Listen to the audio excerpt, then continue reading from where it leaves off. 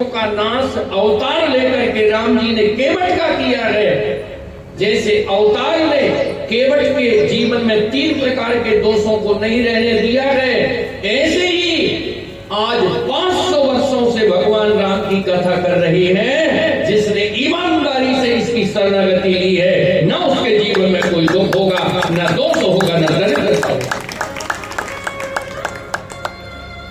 त्रिविध दोष दुख दारिद्र दावन, त्रिविध दोष दुख दारिद्र दावन, कई पुजारी कैली कैलोस नसावन।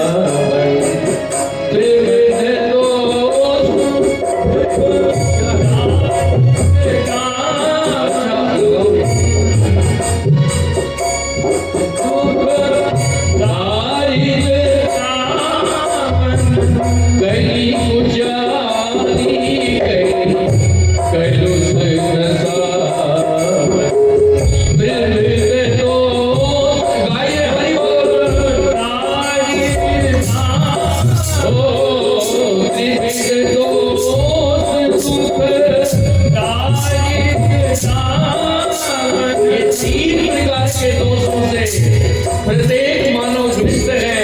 अगर उसको इन 3 प्रकार के दोषों से मुक्त होना है तो वो भगवान के गुणों का आश्रय करे।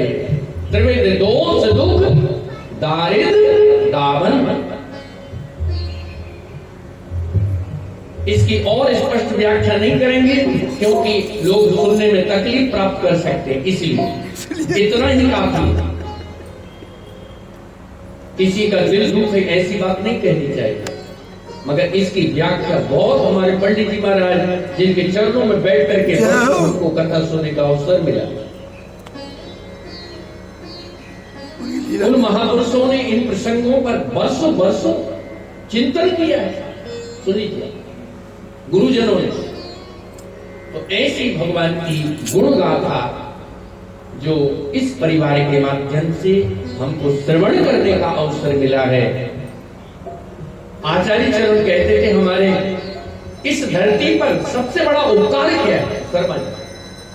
हम जिन आचार्य से कथा में हमारा प्रवेश हुआ वो कहते थे जो आपको कथा कहने का अवसर देता है उससे बड़ा उपकारी कोई नहीं हो सकता। और इस बात को आचार्य ऐसा नहीं का प्रमाणित है।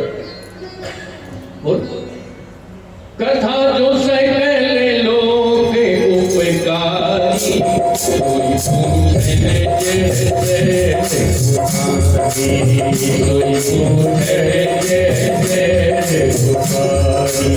कथा जो सकल लोक हितकारी, कथा जो सकल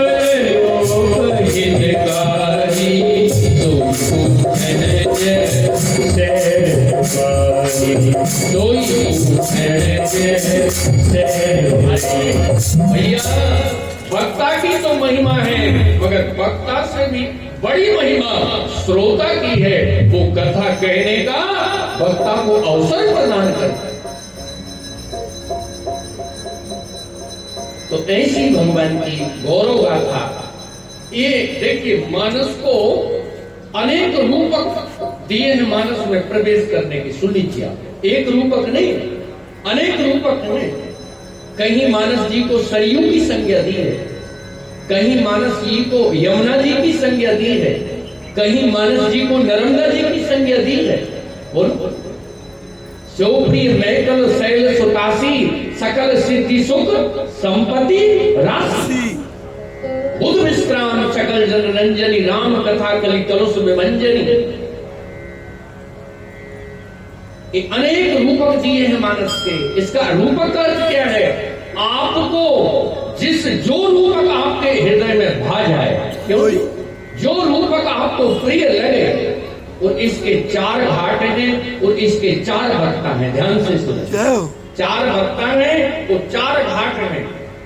एक एक घाट पर एक एक महापुरुष बैठा हुआ है।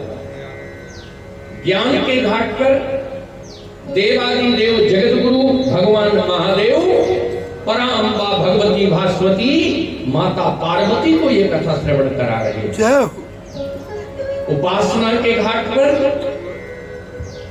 भक्ति के आचार्य भक्त शिरोमणि कागभूषुंडी जी महाराज, भगवान के 24 घंटे चरणों में रहने वाले गरुण महाज्ञानी गुण राशि, हरि सेवक अति निकट निवासी, उनके श्रोता गरुण जी ये भक्ति के आचार्य हैं।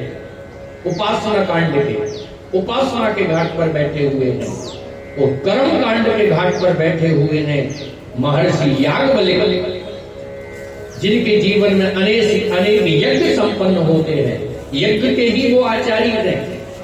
यथा नाम तथा गुण। वो कर्म कांड के घाट पर बैठ करके प्रयागराज की पावन भूमि में भरद्वाज ऋषि को ये कथा श्रवण करा रहे हैं। और इसी कथा को कलयुग में हम सबके आचार्य शिरोमणि पूज गोस्वामी तुलसीदास जी शरणागति के घाट पर बैठ करके कथा श्रवण करा। ये शरणागति का घाट है, ये गौ घाट है, ये दैन्यता का घाट है। जो तीन मंचे हैं, वो जो 3 पंडाल हैं, उसकी योग्यता हमारे जीवन में नहीं है। ध्यान से सुनिए, वो जो 3 प्रवक्ता है ना, उनकी कथा में हमारा और आपका प्रवेश नहीं है। लोग कहते हैं ना भक्ति करो, ध्यान से सुनिएगा, भक्ति तो अरबों खरबों में कोई एक आध भी उस भक्ति के सोपान को अपने जीवन में प्रतिष्ठा दे दे, ये बहुत बड़ी बात होती है धरती पर। वो भगवान के पार्षद ही हो सकते हैं, कोई लीला प्रसंग का पात्र ही हो सकता है। हम लोगों के लिए भक्ति भी नहीं, ज्ञान भी नहीं, निष्काम कर्म भी नहीं, हम लोगों के लिए तो एक ही मार्ग बचता है, वो शरणागति का मार्ग बचता है। दोनों हाथ ताली उठा कर बजाओ, हम शरणागत होकर के ही भगवान के चरणों में पहुंच सकते हैं। न भक्ति के बल पर, न ज्ञान के बल पर, न निष्काम कर्म योग के बल पर। ये संभव है ही नहीं, इस युग में तो है ही नहीं शर्मा जी। जब द्वापर में नहीं था तो अब कहां से हो जाएगा, बोलो जब क्यों? कृष्ण के होते हुए लोग कृष्ण को नहीं समझ पाए, बोलो। वहां कृष्ण की छाती पर कृष्ण को ही गाली देने वाले लोग बैठे हुए हैं, क्यों साहब? अब तो कलयुग भयंकर। यहां तो इसलिए एक महापुरुष नहीं, भक्ति के 4 आचार्य प्रतिष्ठित हुए इस धरती पर। वो भगवान के ही पार्षद थे, स्वयं भगवान के आकर के आचार्य बने हैं और उन्होंने साधारण समाज के लिए शरणागति का मार्ग प्रशस्त कर दिया है। शरणागति का अर्थ क्या है? हम जैसे भी हैं भगवान के हैं, बोलो जोर से बोलो, हम जैसे भी हैं, बोलो। ये है शरणागति। और जब ये भाव दशा हृदय में आ जाती है, कहे गोविंद हम काले हैं, लंगड़े हैं, अंधे हैं, योग्य हैं, अयोग्य हैं, हमारी जाति पाति बिल्कुल निकृष्ट है, हमको समाज ने बिल्कुल उपेक्षित दृष्टि से त्याग दिया है, हम परिवार से, समाज से, कुटुंब से, देश से, काल से निष्कासित कर दिए गए हैं, फिर भी हम आपके हैं। गिरा अर्थ जल बीजी सम कहियत भिन्न न भिन्न, बंदौ सीता राम पद जिनहि परम प्रिय। जो खिन्न चित हैं, खिन्न शब्द को पकड़ लो, जो खिन्न चित हैं, जिनको हृदय में खिन्नता रहती, 24 घंटे खोपड़ी में निराशा भरी रहती है, ऐसे निराशा से भरे हुए लोग जब गोविंद के चरणों के आश्रित हो जाते हैं तो भगवान उनके लिए अपना कृपा का दरवाजा खोल देते।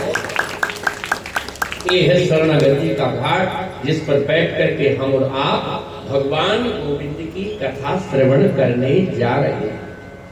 अब गोविंद नाम कृष्ण का है ऐसा नहीं, गोविंद नाम से संपूर्ण अवतारों का आकर्षण होता है। ध्यान से सुनिए, संपूर्ण अवतारों का। जब कृष्ण का जन्म भी नहीं हुआ था उसके पहले इनका नाम गोविंद था। जब राम का जन्म भी नहीं हुआ था इसके पहले भी राम नाम था। ध्यान से सुनिएगा, पद्म पुराण में आया है जिसके मुख से एक बार भी गोविंद नाम प्रकट होता है। क्या नाम? बोलो, जोर से बोलो। गोविंद नाम। उसको कौन कौन सी वस्तुओं के दान का फल मिलता है? कौन कौन सी? 100 कोटि गोकोटि दानम गृहेषु काशी। क्या कह रहे हैं? गोकोटि दानम के आचार्य, गोकोटि दानम 100 करोड़ गौओं का दान करो ग्रहण काल में काशी में जाकर। क्या? कहाँ जाकर के? काशी में। वो भी किसको साहब? वैदिक ब्राह्मणों को। किसको? वैदिक ब्राह्मणों को। हम जैसे साधारण लोगों को नहीं, वैदिक ब्राह्मण जिनके जीवन में वेद की प्रतिष्ठा हुई है उनको। पहले तो मैं आपसे ये पूछूं, कहीं 100 करोड़ ब्राह्मण तुम ढूंढोगे कहाँ? क्यों साहब? ये ब्राह्मण ताली बजा दे जरा, मेरे भी बल जब बड़े पहले तुम मिलेंगे नहीं, और फिर 100 करोड़ गौएं कहां से लाओगे? क्यों? फिर अगर हो सकता है भगवान की कृपा से ये दोनों वस्तुएं प्राप्त हो जाए, फिर सोने से संबंधित करो। बोलो, ये सब बातें असंभव है कि नहीं? बोलिए ईमानदारी से, बिल्कुल है ना? ये संभव नहीं है। और उसी श्लोक में कह रहे हैं 100 कल्प तक प्रयाग में स्नान करो। क्या करो? 100 कल्प तक। 100 कल्प तक। कल्पवास होता है ना, अब 100 साल तो कौन जिए? क्या पैदा हुए और कल्पवास करने चले जाओगे? दिमाग के में नहीं। तो ये सब बातें असंभव सी प्रतीत होती है।